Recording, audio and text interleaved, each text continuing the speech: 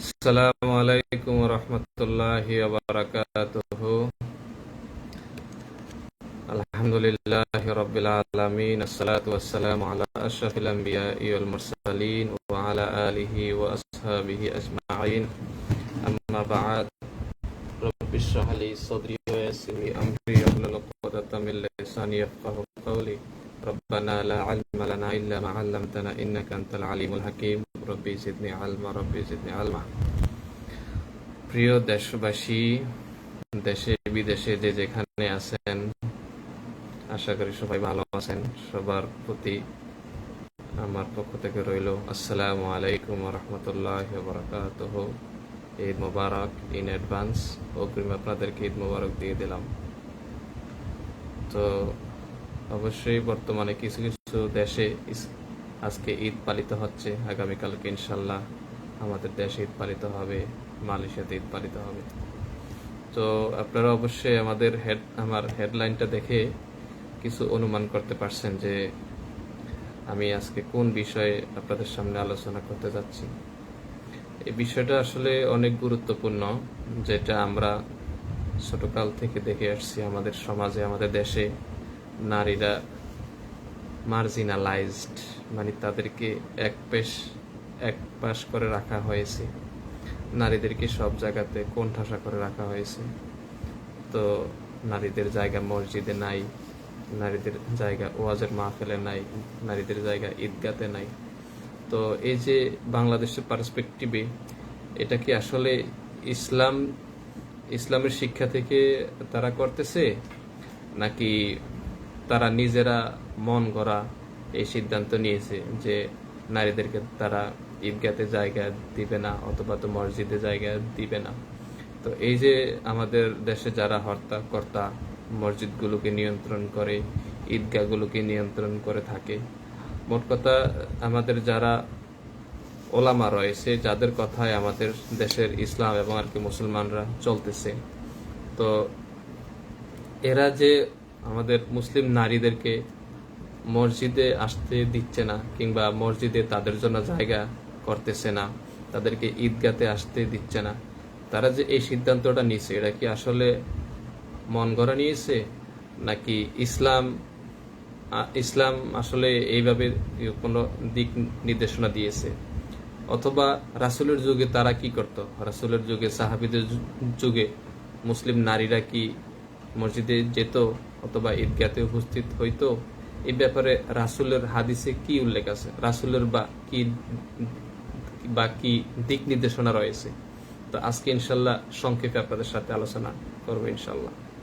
তো প্রিয় উপস্থিতি, আজকে আপনাদের সামনে ইনশাল্লাহ একটা হাদিস আলোচনা করব। এই হাদিস থেকে আপনারা ইনশাল্লাহ বুঝতে পারবেন যে আসলে মহিলাদের ব্যাপারে মসজিদে কিংবা ঈদগাতে আসার ব্যাপারে রাসূলের কতটুকু হুকুম রয়েছে, বা তিনি কতটা গুরুত্ব দিয়েছেন, আর আমরা মহিলাদেরকে কতটা ট্রিট করি ইসলাম শিখার ক্ষেত্রে, কিংবা ঈদগায় আসার ক্ষেত্রে, অথবা মসজিদে এসে ইবাদতে অংশগ্রহণ করার ক্ষেত্রে।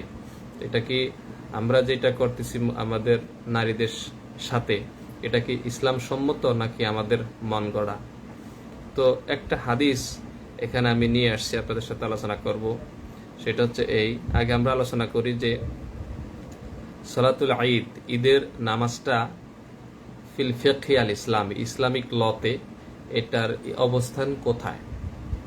আমাদের চার মাযহাব, যেটা স্বীকৃত মাযহাব, এগুলো স্কুল অফ থট।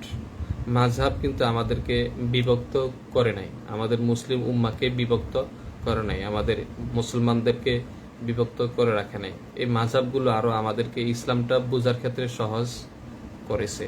মাযহাবগুলো হচ্ছে ইসলামকে সহজে বুঝবার জন্য, মাযহাবগুলো মুসলমানদেরকে ভাগ করার জন্য না। তো এটা আমাদের মাথায় রাখতে হবে, এটা স্পষ্ট থাকতে হবে।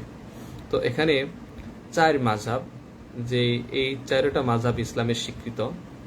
আপনার এই চার মাযহাবে আমরা দেখব যে সালাতুল ঈদের হুকুম কি। আমরা প্রথমে দেখতে পাচ্ছি যে আপনার সালাতুল ঈদের হুকুম প্রথম হচ্ছে কি সুন্নতে মুআক্কাদা।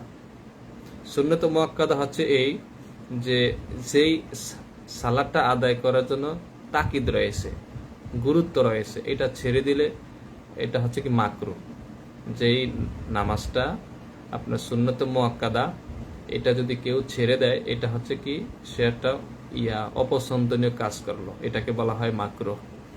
এটা ছেড়ে দেওয়া ঠিক না। তো সালাতুল ঈদ আপনার দুইটা মাযহাবে হচ্ছে কি সুন্নতে মুআক্কাদা, আর সেই দুইটা মাযহাব হচ্ছে কি আপনার মালিকি মাযহাব আর হচ্ছে শাফি মাযহাব। মালিকি এবং শাফি মাযহাবে সালাতুল ঈদ হচ্ছে কি সুন্নতে মুআক্কাদা। তারপরে হাম্বলি মাযহাবে আপনার সালাতুল ঈদের হুকুম হচ্ছে এটা আপনার ফরদে কেফায়া। ঈদের নামাজটা হচ্ছে কি ফরদে কেফায়া। ফরদে কেফায়া হচ্ছে কি আপনার একটি সমাজের আপনার কিছু সংখ্যক লোক আদায় করে ফেললে বাকিদের উপরে আদায় হয়ে যাবে। যেমন সালাতুল জানাজা, কেউ যখন মৃত্যুবরণ করে আমরা তখন তার জন্য কি আদায় করি? জানাজার নামাজ আদায় করে থাকি। তো এই জানাজার নামাজটা হচ্ছে কি ফরদে কেফায়া, মানে একটা সমাজের কিছু লোক আদায় করলে প্রত্যেকের উপর থেকে আদায়ের হকটা হয়ে যাবে। কিছু সংখ্যক লোক আদায় করলে প্রত্যেকের উপরে আদায়ের হক হয়ে যাবে, মানে কি প্রত্যেককে আর একসাথে হয়ে নামাজ আদায় করতে হবে না, কিছু সংখ্যক লোক আদায় করলেই সবার জন্য আদায় হয়ে যাবে। তো এটা হচ্ছে কি আপনার মাযহাবে হাম্বলি মাযহাবে সালাতুল ঈদের নামাজটা হচ্ছে ফরদে কেফায়া। এরপর আসি আমরা আমাদের হানাফি মাযহাবে। আমরা যারা বাংলাদেশে বসবাস করি, হানাফি মাযহাব শুধুমাত্র আমাদের বাংলাদেশে না, ইন্ডিয়াতে আছে, পাকিস্তানে আছে, আফগানিস্তানে আছে, তুর্কিতে আছে, মিশরে আছে, ইরাকে আছে, এরকম অনেকগুলো রাষ্ট্রে, উজবেকিস্তান, তুর্কমেনিস্তান, এরকম অনেকগুলো রাষ্ট্রে আমাদের হানাফি মাযহাবকে অনুসরণ করা হয়। তো এই হানাফি মাযহাবে সালাতুল ঈদের হুকুম হচ্ছে কি আপনার এটা হচ্ছে ওয়াজিব। হানাফি মাযহাবে ঈদের নামাজের হুকুম হচ্ছে ওয়াজিব। তো তারা এটাকে ওয়াজিব সাব্যস্ত করছে কিভাবে? যে এখানে আল্লাহ রসুল এই নামাজের ব্যাপারে হুকুম দিয়েছেন, আমর দিয়েছেন, আল আমরু বিল উজুব। তো ইমাম আপনার হানাফি মাযহাবে এই যে আমর আছে, রাসূলের আদেশ আছে এই নামাজ আদায় করার ক্ষেত্রে, এই জন্য এটাকে ওনারা আপনার ওয়াজিব হিসাবে ওয়াজিব হিসাবে এটাকে ব্যক্ত করেছেন। মানে কি প্রত্যেকটা মুসলিম নরনারীর উপরে বালেগ আকেল অথবা কি বালেগা আকেলা প্রত্যেকের উপরে এই ঈদের নামাজ আদায় করা কি ওয়াজিব। তো আমরা মোটামুটি জানলাম যে আমাদের স্কুল অফ থট মাযহাবগুলোতে ঈদের নামাজের হুকুম কি, এটা নিয়ে আমরা আলোচনা করলাম। প্রথম হচ্ছে কি সুন্নতে মুআক্কাদা। এই সুন্নতে মুআক্কাদা হচ্ছে আপনার মালিকি মাযহাবে আর হচ্ছে শাফি মাযহাবে। এরপর হচ্ছে কি ফরদে কেফায়া। এই ফরদে কেফায়া হচ্ছে আপনার শুধুমাত্র হাম্বলি মাযহাবে ঈদের নামাজ হচ্ছে ফরদে কেফায়া, যেটা মাত্র কিছু সংখ্যক লোক আদায় করলে সকলের উপর আদায় হয়ে যাবে, মানে সকলের পক্ষ থেকে আদায় হয়ে যাবে। আর আমাদের হানাফি মাযহাবে এটা হচ্ছে কি আপনার ওয়াজিব, যেটা প্রত্যেকের উপরে আদায় করা ওয়াজিব, প্রত্যেককে আদায় করতে হবে, এটা ছেড়ে দিলে গুনাহগার হবে এরকম। তো আমরা মোটামুটি জানতে পারলাম এই নামাজের বিধানটা কি, আইন কানুনের বিষয়ে। এখন আসেন আমরা একটা হাদিস আসছে, যে হাদিসটা নিয়ে আমরা আলোচনা করব ইনশাল্লাহ মহিলাদের ঈদের নামাজের ব্যাপারে। হাদিসটা হচ্ছে এই হাদিসটা কিন্তু সহিহ আল বুখারীতে আসছে।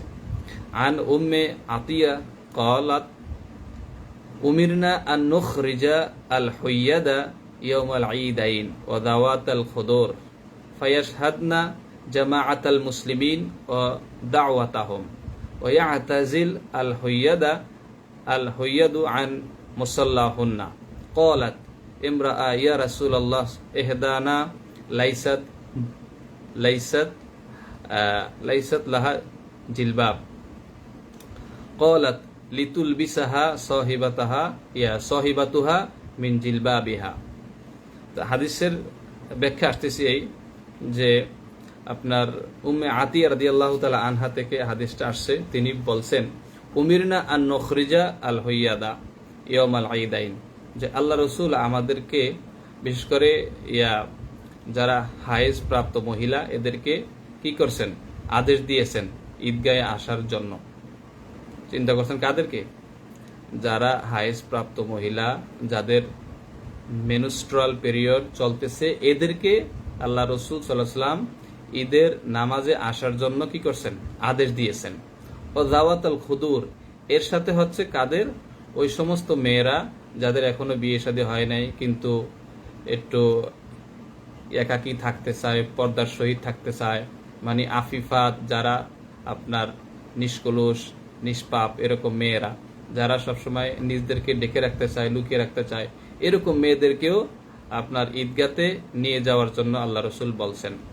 উদ্দেশ্য কি, ফায়াস হাদনা, যাতে করে তারা দেখতে পায় ওখানে ঈদগাতে আপনার যে সমস্ত আলোচনা হয়, খুতবা হয়, আপনার ঈদের যে আমেজ, যে উৎসব সবাই মিলে করে, এটাকে যাতে করে তারা দেখতে পায়। জামাত আল মুসলিমিন, মুসলমানদের দল অথবা মুসলমানদের জামাত, এগুলো যাতে করে তারা দেখতে পায়। ও দাওয়াতহুম, এবং মুসলমানরা যে আল্লাহর কাছে দোয়া করে, এগুলো যাতে করে তারা দেখতে পায়, এগুলোতে যাতে করে তারা শরিক হয়।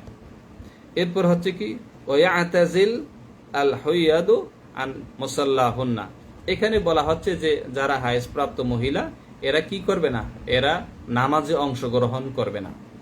যেরকম অন্যান্য মহিলারা নামাজে অংশগ্রহণ করবে, কিন্তু যারা হায়েজ প্রাপ্ত মহিলা, এরা কি করবে না, নামাজে অংশগ্রহণ করবে না। ক্বালাত ইমরাআ ইয়া রাসূলুল্লাহ ইহদানা লাইসা জিলবাব লাইসা লাহা জিলবাব। এক মহিলা সাহাবী, উনি বলতেছে যে ইয়া রাসূলুল্লাহ, আমাদের একজনের আপনার আউটার গার্মেন্ট নাই, মানে সে যে ঈদগাতে আসবে তার ওরকম ড্রেস নাই, যেই ড্রেসটা পরলে তার শরীরটা ঢাকা হয়, মানে যেই পোশাকটা পরলে পর্দা করা হয়, এরকম ড্রেস তার নাই। তখন আল্লাহ রসুল বলছেন যে লিতুল বিসহা সহিবাতুহা মিন জিলবাবিহা, যাতে করে আল্লাহ রসুল বলছেন যার নাই তার বন্ধু, মানে বন্ধু বলতে কি, তার বান্ধবী, সহেবা, তার বান্ধবী যাতে করে তাকে একটা দেয়, ধার দেয়। তার মানে কি আপনি বুঝতে পারছেন? মহিলাদের ক্ষেত্রে এটা শুধু আপনার যাদের হায়েজ নাই তাদের ব্যাপারে না, যাদের হায়েজ হয়েছে, যারা মাসিকের টাইম অতিক্রম করতেছে, তাদের ব্যাপারে এই হাদিসে আসছে যে তাদেরকে কি করতে হবে, ঈদগাতে উপস্থিত থাকতে হবে। এটা কার কথা? রাসূলের কথা, এটা রাসূলের আদেশ। তাহলে আমরা যেখানে হায়েজ প্রাপ্ত মহিলাদের ব্যাপারে আল্লাহ রসুল এইভাবে কথা বলছেন, সেখানে যাদের হায়েজ হয় নাই তাদেরকে আমরা পর্যন্ত কি করতেছি, মসজিদের বাহিরে রাখতেছি, তাদেরকে মসজিদে আসতে দিচ্ছি না, তাদেরকে আমরা ঈদগাতে আসতে দিচ্ছি না। তো এইটা আমরা করে যাচ্ছি। এটা কি শুধু এখন, এটা আমরা একেবারে জন্মের পর থেকে সবসময় আমরা এটা আমাদের বাংলাদেশ পার্সপেক্টিভে দেখে আসছি। তো আমি 2 বার ইন্দোনেশিয়াতে যাওয়া হয়েছে, আমি বর্তমানে মালয়েশিয়াতে আছি, এবং আশেপাশের যে সমস্ত রাষ্ট্রগুলো আছে, প্রত্যেকটা রাষ্ট্রেই কিন্তু আপনার নারীদেরকে মসজিদে জায়গা দেওয়া হয়, ঈদগাতে আসতে দেওয়া হয়। পুরুষদের পাশাপাশি নারীরাও কি করে, আপনার এই ঈদের আনন্দে অংশগ্রহণ করে, তারাও আপনার সুন্দর ড্রেস পরে, তারাও আপনার মুসলমানদের এই জমাতকে দেখে, মুসলমানদের আনন্দ উৎসবে তারা অংশগ্রহণ করে। তো ইন্দোনেশিয়াতে দেখেছি, আপনার ইন্দোনেশিয়াতে বিশাল একটা মসজিদ আছে, মসজিদে ইস্তেকলাল, এটাকে বলা হয় ইন্দোনেশিয়ার সবচেয়ে বড় মসজিদ, মানে কি স্বাধীনতা মসজিদ। তো এই মসজিদ আল ইস্তেকলালে আমি দেখেছি আপনার ভিতরে হল রুমে, তো জুমার দিন ওখানে ছিলাম আর কি, নামাজ পড়ছি। তো আপনার হাজার হাজার মুসল্লি, হাজার মহিলা, নারী, পুরুষ সবাই মসজিদের ভিতরে ঢুকে আপনার নামাজ পড়তেছে, তারপরে খতিব সাহেবের খুতবা শুনতেছে। তো এখন আমি যেভাবে দেখছি সেটা হচ্ছে কি, মসজিদটাকে তারা 2 ভাগে ভাগ করছে। তো তারা এক ভাগে রাখছে কাদেরকে, নারীদেরকে, আরেক ভাগে রাখছে তারা পুরুষদেরকে। মাঝেদের শুধু একটা মাত্র অন্তরাল আছে, সেটা হচ্ছে কি, সুতা দেখছি আমি, শুধু সুতা, একটা সুতা দেখছি, সুতা দিয়া আপনার মসজিদের ভিতরে নারী পুরুষকে আলাদা করছে, এবং ওখানে নারী পুরুষ সবাই আপনার খতিবের বক্তব্য শুনতেছে, নামাজে তারা এইভাবে অংশগ্রহণ করছে। তো এটা হলো ইন্দোনেশিয়ার পার্সপেক্টিভ। আমাদের বিশেষ করে আমি তো মালয়েশিয়াতে থাকি। মালয়েশিয়ার পার্সপেক্টিভ হচ্ছে কি, আমি এখানে অনেকগুলো মসজিদে ট্যুর করেছি, দেখেছি প্রত্যেকটা মসজিদে কিন্তু মহিলাদের জন্য জায়গা আছে। তো এখানে মালয়েশিয়াতে করে কি আপনার দুই সিস্টেমে হয়। একটা হচ্ছে কি মসজিদে আপনার মহিলাদের জন্য পিছনে জায়গা দেয়া হয় এবং এইটাকে আপনার একটা দিয়ে মোটা কাপড় দিয়ে বেষ্টনী করে রাখা হয়, অথবা কিছু জায়গায় দেখছি আপনার কোনো মোটা কাপড় নাই, শুধুমাত্র একটা সুতা দিয়ে একটা বেষ্টনী দিয়ে রাখা হয় পিছনের কাতারগুলোতে। এবং মসজিদে মহিলাদের ঢোকার জন্য আলাদা দরজা থাকে, আলাদা অজুখানা থাকে। এই জিনিসটা আমরা দেখেছি মালয়েশিয়াতে বর্তমান প্র্যাকটিস হচ্ছে। তো ইন্দোনেশিয়াতে এরকম হচ্ছে, ব্রুনাইতে হচ্ছে এবং আশেপাশের রাষ্ট্রগুলোতে এইভাবে হচ্ছে। তো এখন তো যেখানে আপনারা মনে করেন আপনার যেখানে আল্লাহ রসুল বলছে নারীদেরকে মসজিদে আসার জন্য, ঈদগাতে আসার জন্য, কিন্তু আমরা সেখানে কি করতেছি? আমরা কোন মতবাদের ভিত্তিতে, কোন শিক্ষার যুক্তিতে এবং কিসের আলোকে আমরা আমাদের নারীদেরকে মসজিদে জায়গা দিচ্ছি না, আমরা আমাদের নারীদেরকে ঈদগাতে আসার অনুমতি দিচ্ছি না? এটা আসলে আমি আজ পর্যন্ত কোনো হিসাব করে পাইনি যে আসলে তারা কিসের ভিত্তিতে এই সিদ্ধান্ত নিচ্ছে আমাদের স্থানীয় ওলামারা। তো আপনার যেখানে রাসূলের আমলে মহিলারা মসজিদে যেত, ঈদগাতে যেত, সেখানে আমরা কেন দিতেছি না? আমরা কি তাহলে কি রাসূলের চেয়ে ইসলাম বেশি বুঝতেছি? রাসূলের সাহাবীদের চেয়ে আমরা কি ইসলাম কি বেশি আমল করতেছি, বেশি প্র্যাকটিস করতেছি? এটা যদি হয় তাহলে আমরা ভুল করব। আমাদের মহিলারা এরা না পারে ঈদগাতে যেতে, না পারে মসজিদে যেতে, যার ফলে ইসলাম সম্পর্কে এদের জানা শোনার সুযোগ খুবই কম। এরা যদি আপনার প্রতিটি জুমাতে আপনার মসজিদে আসার সুযোগ পেত, তাহলে তারা কি করত? আপনার জুমার দিনে আমাদের খতিব সাহেবরা যেই গুরুত্বপূর্ণ বক্তব্যগুলো দেন, এগুলো থেকে তারা শিক্ষা গ্রহণ করত, এগুলো থেকে তারা আপনার কিছু এলেম অর্জন করত এবং এর মাধ্যমে নারী পুরুষ সবাই কিন্তু সমানভাবে ইসলামের দাওয়াতটা পেত, ইসলামের জ্ঞান তারা অর্জন করতে পারত। অনুরূপভাবে ঈদগাহগুলোতে আপনি কি করেন? ঈদগাহ তো আপনার ইউজুয়ালি আপনার ইয়াতে হয়, মাঠে হয়। তো ওখানে তো মাঠে তো আর কি মহিলাদের জন্য জায়গা সৃষ্টি করা তো আরো সহজ। একটা তাবু দিয়া দেন, এক পাশে দিয়া একটা তাবু দিয়া মহিলাদের জন্য জায়গা করে দেন, মহিলারা ওখানে আসবে ঈদের দিন, এসে তারা কি করবে? নামাজ পড়বে। আপনার যাদের হায়েজ হয়েছে অথবা কি মাসিক এরকম মেয়েরা আপনার তারা কি করবে? এরকম নারীরা যদিও নামাজ পড়তে না পারে, তাহলে তারা বসে বসে ওয়াজ তারা শুনতে পারবে, মানে ইসলামের শিক্ষাটা তারা গ্রহণ করতে পারবে।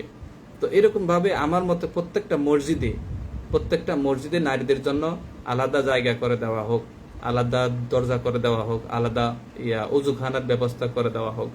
এখানে আমাদের এই বিশ্ববিদ্যালয়ের IIUM এর যে মসজিদটা আছে, আমার তো মনে হয় কয়টা দরজা, আমি একদিন হিসাব করছিলাম, প্রায় 27 থেকে 28টা দরজা আমাদের এই মসজিদের। তাহলে এতগুলো দরজা একটা মসজিদের, তার মানে কি আপনি চিন্তা করছেন? সেখানে আমাদের দেশের মসজিদগুলোর দরজা ঊর্ধ্বে 2টা কিংবা 3টা, অনেকগুলো মসজিদের দরজা মাত্র একটা। আরে বাবা, কি একটা মসজিদ বানাইছে! তাহলে এরকম করলে তো ইসলাম চলে না। এরকম করলে তো এটা হচ্ছে কি আমার মন গড়া ইসলাম প্র্যাকটিস করা হচ্ছে। অর্থাৎ প্রত্যেকটা মসজিদে আলাদা আলাদা করে মহিলাদের জন্য দরজা তৈরি করতে হবে, প্রত্যেকটা মসজিদে আলাদা করে মহিলাদের জন্য অজুখানার ব্যবস্থা করতে হবে এবং তাদের জন্য মসজিদের ভিতরে একটা জায়গা সৃষ্টি করে দিতে হবে।